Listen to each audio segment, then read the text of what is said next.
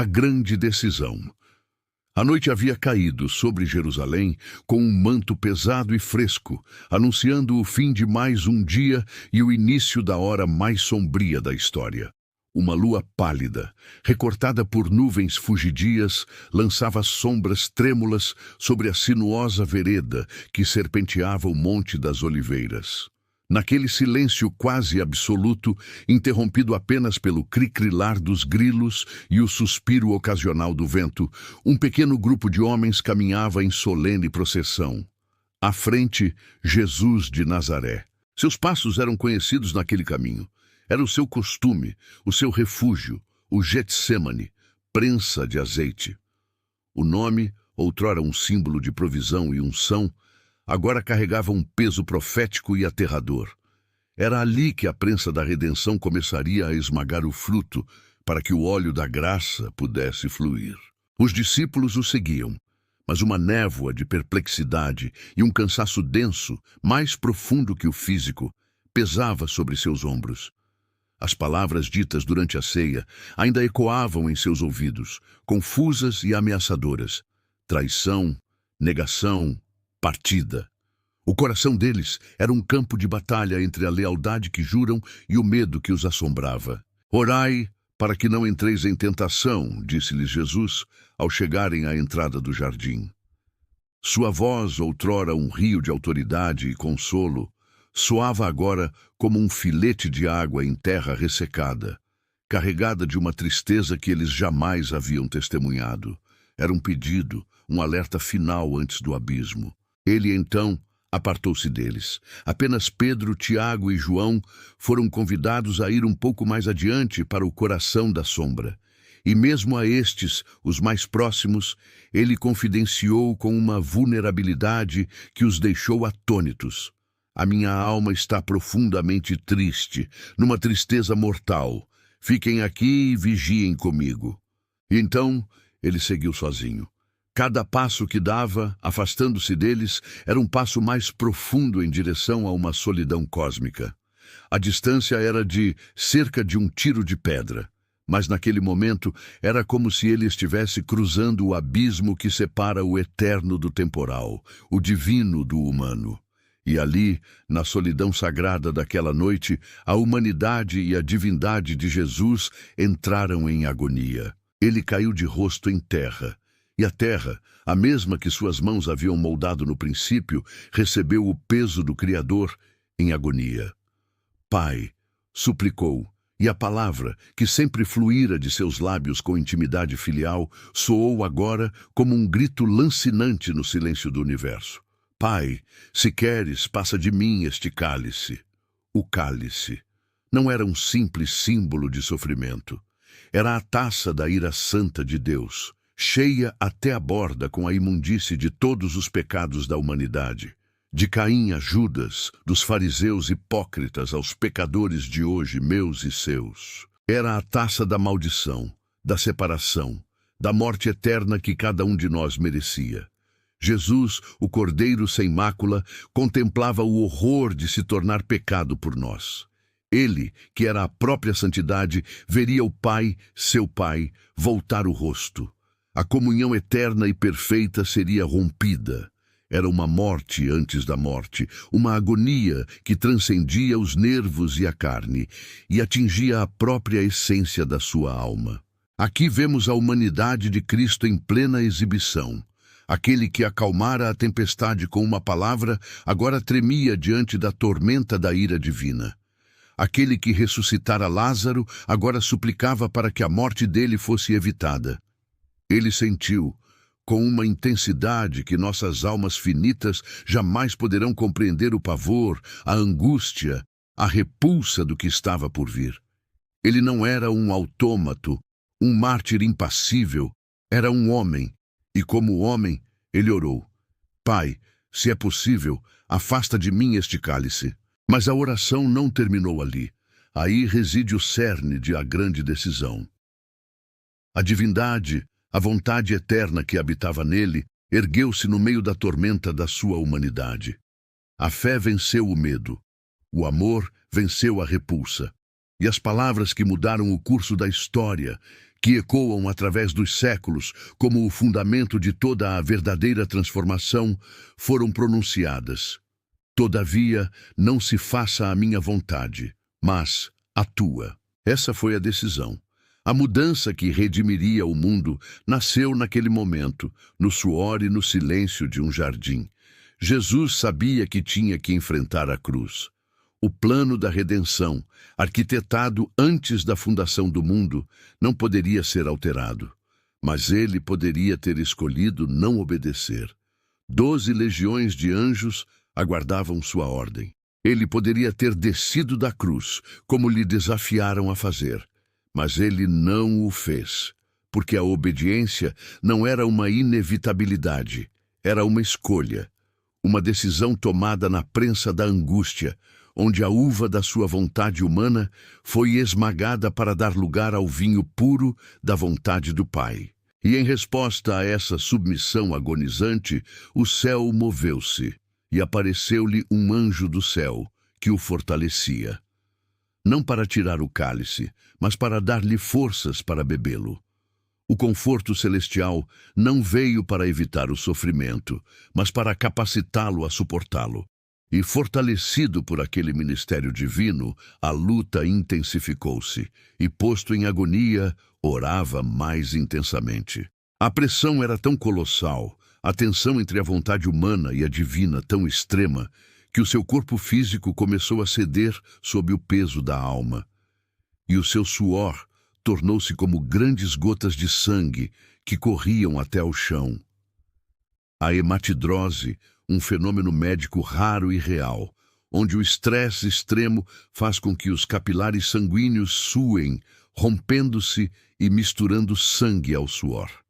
Cada gota que escorria para a terra negra do Getsêmani era o prenúncio do rio que jorraria de seu lado no Gólgota.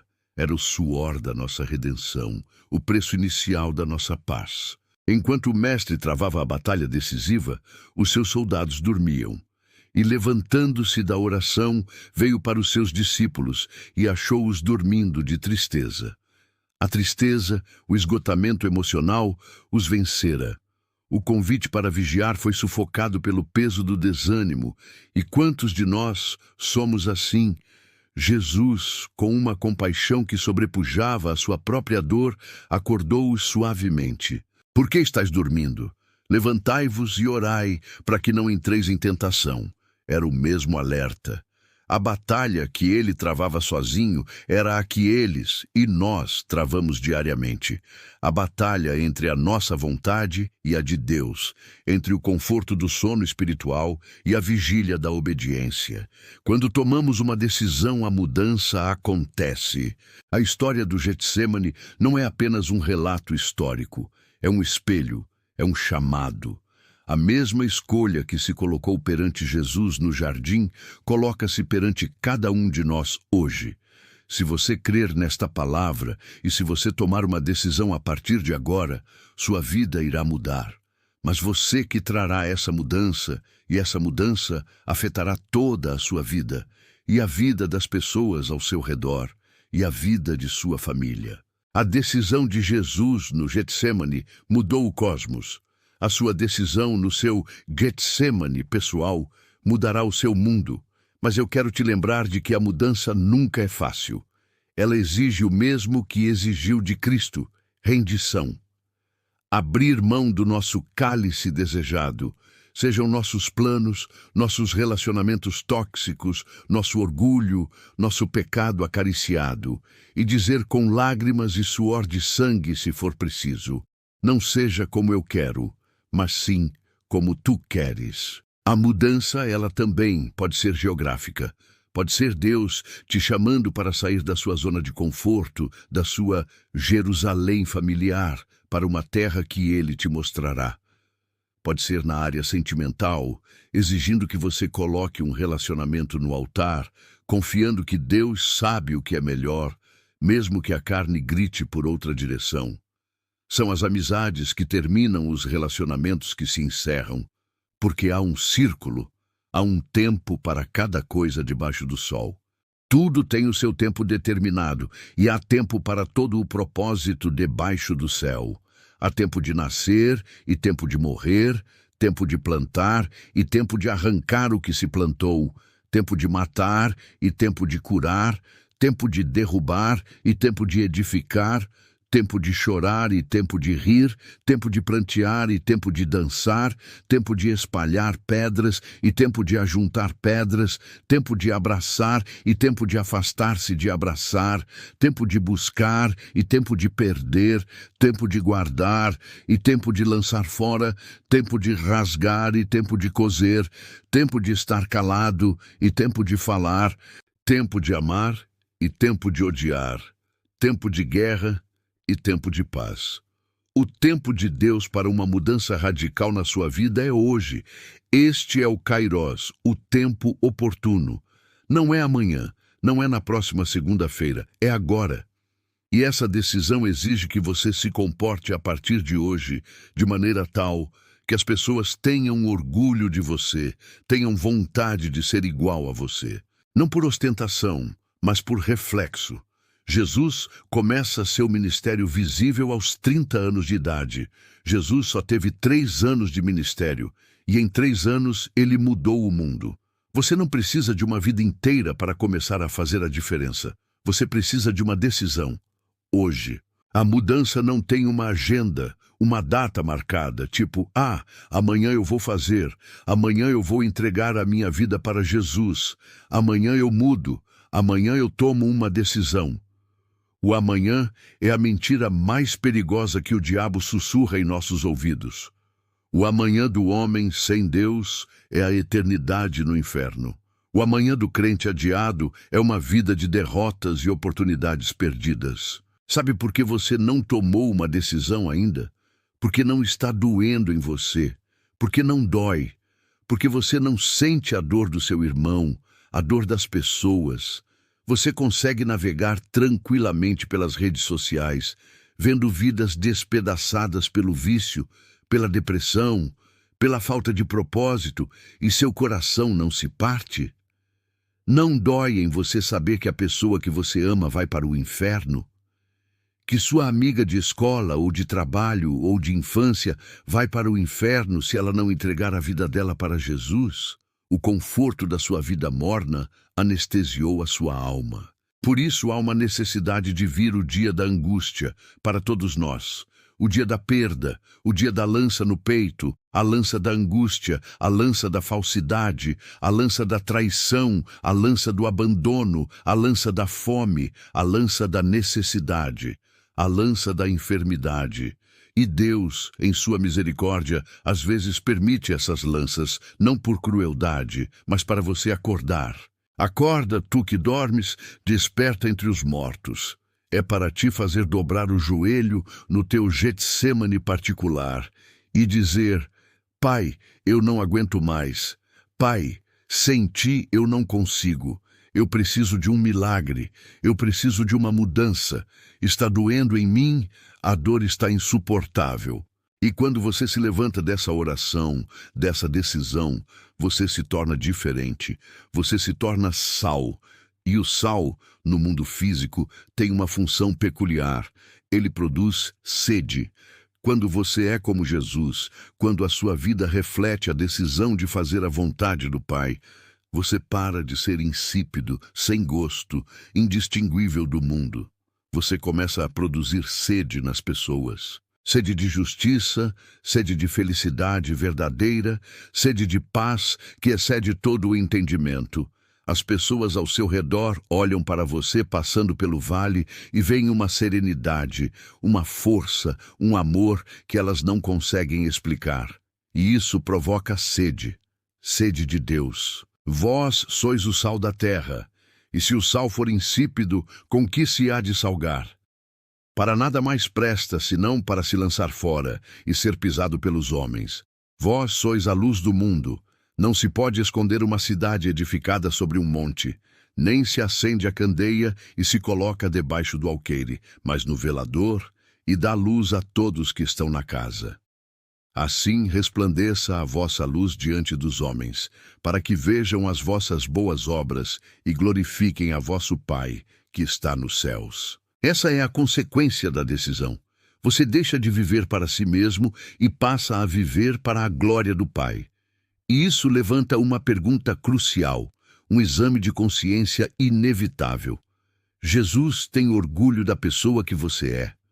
Sua mãe, seu pai, têm orgulho de ter você como filho, como filha, não por suas conquistas materiais ou acadêmicas, mas pelo seu caráter, pela sua integridade, pela sua fé inabalável. Sua esposa tem orgulho de você, seu esposo tem orgulho de você.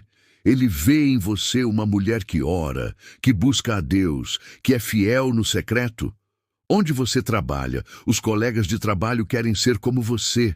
Eles veem em você uma ética, uma honestidade, uma alegria que os atrai para Cristo, ou você é apenas mais um na multidão, um sal que perdeu o sabor? Uma decisão mal tomada ou a falta dela tem consequências terríveis. Jesus alertou sobre o perigo de uma vida que é limpa, mas vazia.